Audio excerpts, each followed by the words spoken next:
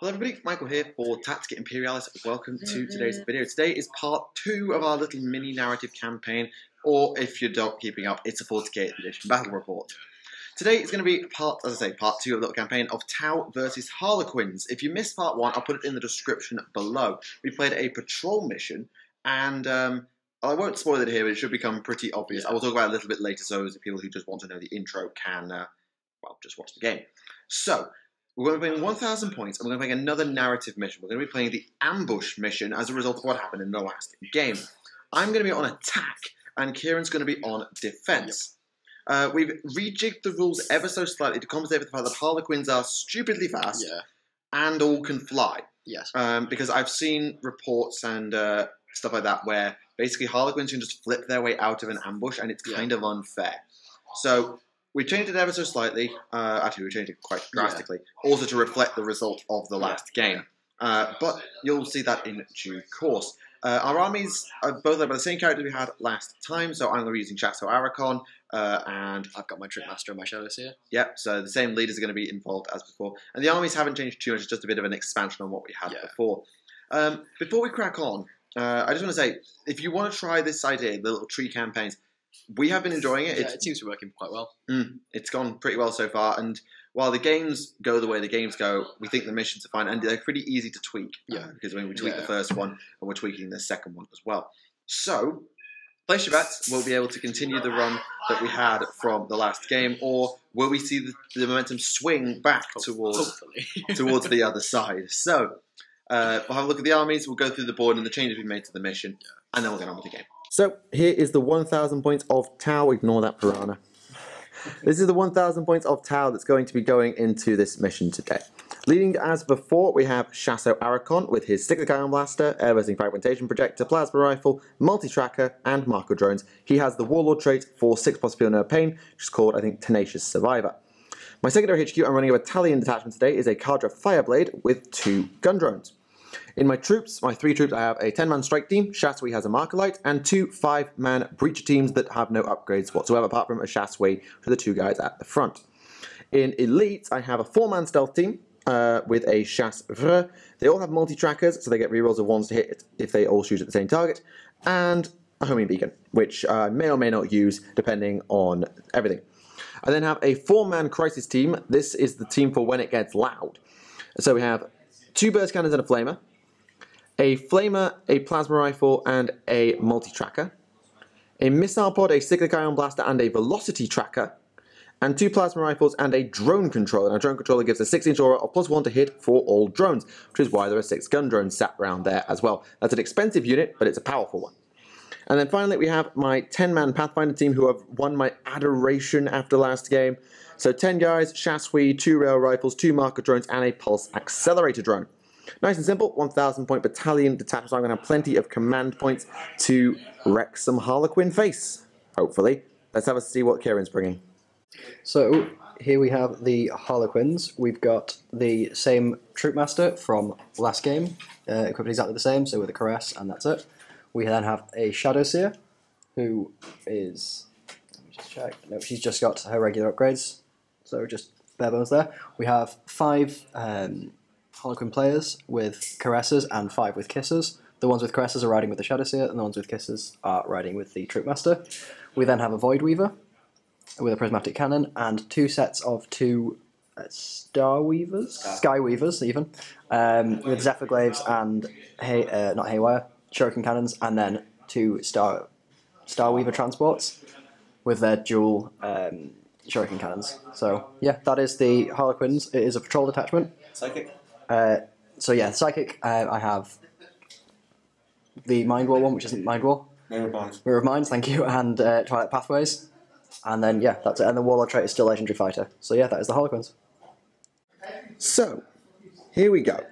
The Harlequins are deployed here in this 12 by 12 inch box. There's a very good reason for that. Now, the normal ambush mission gives you, as the defender, basically about this much room. Gives you about half a board-ish, and then a narrow corridor. Yeah, half the board up the middle.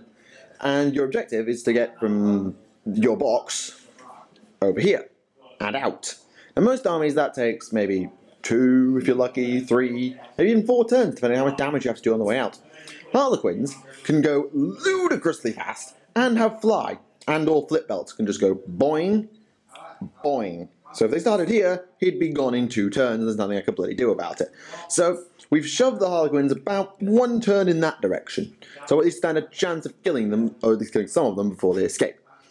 Now, as penalty for losing the last mission, yes, spoiler alert, I won it. If you haven't seen it already, link in the description, go and have a look at how it happened, if you want to put yourself through that. So basically, I won, and that means that my Earthcast scientists are safe. They've got their intel back to Arra'kon, who's over there, and he knew where the Harlequins were coming. He knows what they intend to do, which is to sabotage or destroy the ongoing Webway Portal project, and he intends to stop them. So as this convoy comes towards to set up for its mission, he has launched a perfectly timed, perfectly placed ambush.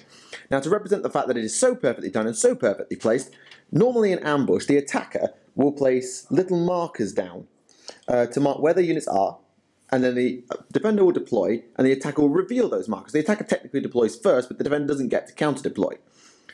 In this case, because Kieran lost, he deployed first and I got to counter-deploy. Now, I'm honestly going to say I probably haven't changed my deployment that much. I didn't really have room to change by much, but... You didn't have much room to change, that's very true, but I didn't really change it that much. So I've got my stealth team with their homing beacon over here. I've got my Breacher team number 1 here, Breacher team number 2 is over there with Arra'kon. I've got my Strike team and my Fireblade in here, and I've got my Pathfinder team here. My Crisis team, for the record, is just up there. And Kieran's deployed there. It hasn't really changed anything, and the other penalty that we've imposed is that because it's so well planned, it's so precise, the Harlequins have no idea. Their Shadowseer, who did actually die canonically in the last game. Very, very badly injured. Yeah, had a bad case of amnesia, or her psychic powers weren't working particularly well, so she didn't see this coming. As a result, the normal stratagem that we can use as a defender to seize the initiative, or attempt to seize the initiative, is normally the attacker goes first, unless the defender spends a command point to try and seize. We've not allowed that command point to be spent, meaning that I am automatically going to take the first turn. Which basically is just Kieran, I'm giving Kieran a free command point in a way, if I wanted to. Anyway, yes. So in a way, that's where we're at. I have 6 command points because I'm playing a battalion. Kieran has 3 because he's playing patrol. And the objective is simple. Kieran needs to get 1/3, I think, of his army in power level off the board. How much power have you got? I honestly don't know. I will have to work that out and get back to you. Okay, we'll work that out, and at the end of the game, we'll work out whether he's done it. My job is to stop that happening. If Kieran wins, then he will go to attack the Webway Portal project. He'll have extra command points to reflect the fact that he's got a strategic command that I'm retreating from this ambush that's failed. But if I win, then I get a chance to push the Harlequins off the planet entirely and keep the project completely miles away from them and completely safe. So if this goes badly for the Harlequins and I win, we will play what's called a meat grinder, where my basic objective is to kill everything as fast as possible. And I'll have 51 power levels. 51 power, so 17 needs to get off the board. Yep. That's actually a really nice, accurate sum. So, that's where we are at. Can the Harlequins escape Arra'kon's ambush and attack the Webway project, or will they be driven back and then eventually driven off-world by the Tau? Let's find out, shall we? It's going to be coming back at the end of Tau, turn 1. So, the ambush is sprung, end of Tau, turn 1. The stealth team came down, hoppity-hop down here, put down their homing beacon, which is now used up, to allow the crisis team to arrive and do not a lot.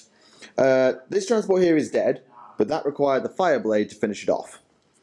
1 biker is down from that squad, and there's another one on 2 wounds. That took the combined fire of 7 fire warriors, the breachers, and Arra'kon just to achieve that. And that Void Weaver is down by a wound. That is the grand total of everything that happened. Mainly, I think, because of the -1 to hit modifier that everything that's Harlequin that flies basically has. It's very annoying. And now these guys are basically at -1 to wound them because they're infantry and there's a Shadowseer there, which is slightly irritating. But I have critically slowed down, I've taken out a transport, and I've slowed a unit down. 2 units down, in a way. So that might actually be enough, assuming I can pick off the bikes, to win me the game, as far as the victory conditions are concerned. But we shall see how the Harlequins respond. I'm going to guess it's by going that way, and we'll come back at the end of Harlequins, turn 1. End of Harlequin, turn 1. The flight begins, and oh my god, did it go with a bang. Yeah. Breachers, dead. Breachers, dead. Drones, dead. Pathfinders lost 3. Strike team lost 3, and then another one to morale. Managed to kill a biker on Overwatch. Thank you, rail rifles. Again, I like rail rifles a lot this edition. And I managed to ping another wound off with pulse carbines, which is pretty good. Yeah, remember how we pinned the Harlequins in a 12x12 box? To be fair, they're already there. Be off the board. Yeah, they're already there because they move like 14. They auto run 6. Yeah. And they can then run and charge. So they're there. Blimey heck. Oh, the Shadow Seer's there because she teleported herself with Twilight Pathways or whatever it's called. So my battle suits are just kind of sat over here. We've done the calculation. I've killed 10 power so far out of a possible 51. So I need to kill probably about the same again in order to consider this anything like an effective result. So we'll come back at the end of Tau, turn 2. End of Tau, turn 2. Another mixed bag. But I think definitely the vice is closed because the Void Weaver's gone pop. Thank you to Combined Fire of all of this nonsense. 4 Harlequins died here. Kieran actually paid the command point to save his last Harlequin, and it was worth it because we test rolled it and he would have failed. Over here, the Shadow Seer went kaput. Thank you, mass pulse from everything. I've retreated from that combat with the Fire Warriors, as you might have expected, which allowed Arra'kon to shoot at that, but he only did 2 wounds because, oh my goodness me, that -1 to hit is annoying. When you're a guy that's on 3s rerolling 1s, it kind of reminds... Actually, no, I know exactly what it reminds me of. It reminds me of bloody Cold One Knights back in AOS, where they're flipping 3-up rerollable saves until you had Rend. Well. Anyway, so the battle's just swept around here. The vice is closed, but the bikers are alive. I tried to damage them a little bit, but the rail rifle invulnerable was made. So they should, if Kieran so chooses, get off this turn, and that's 10 power off the board. This guy's going to be a little bit more touch and go as to whether it goes. Because, I mean, it's got about 24 inches to cover. I don't think it can do it. Which is an argument. Like, you were talking earlier about Crutal on the back line. Maybe there's an argument for him not being there, because it gives you a last charge off. Yeah. But we'll discuss that off camera. So, the Starweaver might not make it. The Skyweaver should, / will. And then we'll come back at the end of Harlequin turn 2 and reassess the situation. End of Harlequin turn 2. Perfectly executed, I would say. So the 2 gun drones up there are dead to shooting, and the entire Pathfinder team is wiped thanks to a combined assault and shooting from all of this. I used a command point to reroll my Overwatch to wound roll, but unfortunately Kieran passes the invulnerable save on the Starweaver, so unfortunately I couldn't kill it, and then the player just killed them both, which is really, really annoying. So not good. I've got my Fire Warriors and the Fireblade's still up there, so they stand a good chance of killing something. But my battle suits are now so far back, I'm worried they're not going to be able to get in range next turn. I need to kill the player.